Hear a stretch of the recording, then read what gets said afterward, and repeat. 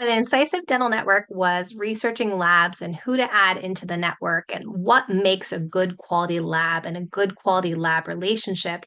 This was one of the things that we were finding often is can your lab improve your clinical outcomes? And what we were finding is that they can, but do they? That's what exists out there is they absolutely can help, they can support you, they could grow you as a clinician, but there's a massive silo that exists. If you were to call your lab and ask them, hey, have you ever gotten a bad impression from me? Where either I didn't take a good impression or you even question my prep, they would likely say yes, if they're comfortable enough. Yes.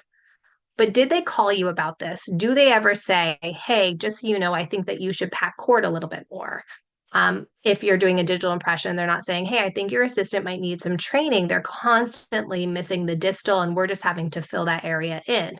They send you a crown, the crown didn't come back. So they say, okay, I guess what we're doing is working. And that communication does not exist.